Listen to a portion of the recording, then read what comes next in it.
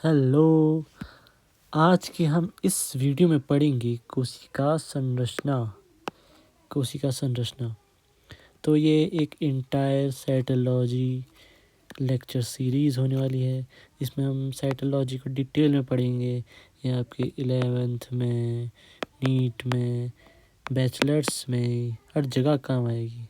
मतलब साइटोलॉजी में हम बिल्कुल एक्सपर्ट बनेंगे, बिल्कुल फाइन, बिल्कुल।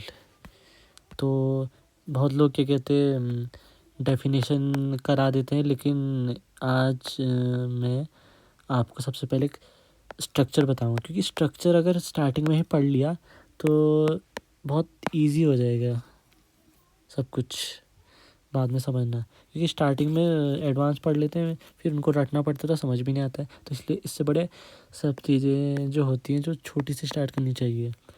तो शुरू करते हैं कोशिका संरचना। तो इसमें सबसे पहले हम पढ़ेंगे कोशिका होती क्या है, ठीक है। तो मान लो ये है एक गोला गोला गोलो, हाँ ठीक है। तो ये है तुम्हारा सेल, ठीक है। ये है सेल।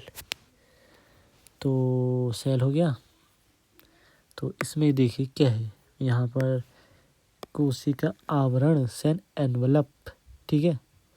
मतलब कोशिका के बाहर बाहर अंदर से बाहर जाते समय क्या क्या होता है, या बाहर से अंदर आते समय, बाहर से अंदर जाते समय क्या क्या चीज़ें होती है, सेल एनवलप उसे कहते हैं। आवरण से समझ रहे होगे, आवरण, लेयरिंग, हाँ लेयर बोल सकते हो। ये कहते हैं कितनी लेयर होती है एक कोशिका में। तो हमें कोशिका का मतलब तो पता चल गया।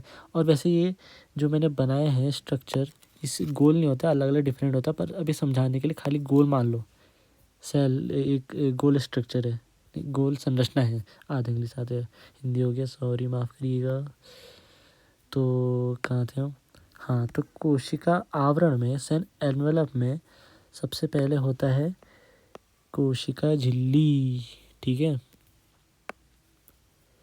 तो ये तो सेल है ही, पर इसको जो सबसे अंदर वाली होगी इसको बोलेंगे सेल।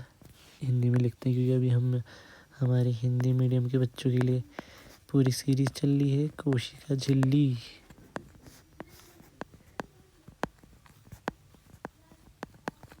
ठीक है।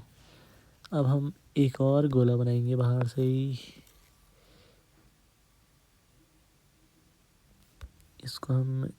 इसको फिलहाल मिटा देते नहीं, इसे एंड में समझाएंगे, ठीक है।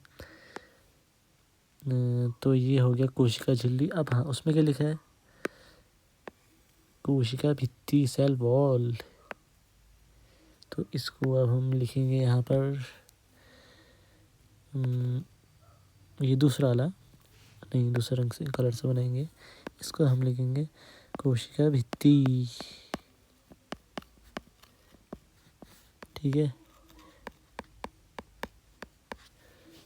और फिर एक और गोला बनाएंगे। मतलब लेयर है ना, एक के ऊपर एक, एक के ऊपर एक, क्या अंदर से बाहर समझो या बाहर से अंदर, बात एक ही है। अब इसके ऊपर हम बनाएंगे ग्लाइकोकैलेक्स। इसको हिंदी में भी ग्लाइकोकैलेक्स कहते हैं, इंग्लिश में भी ग्लाइकोकैलेक्स ही कहते हैं, ठीक है। उसके अंदर एक न्यूक्लियस समझने के लिए बहुत ज़रूरी है।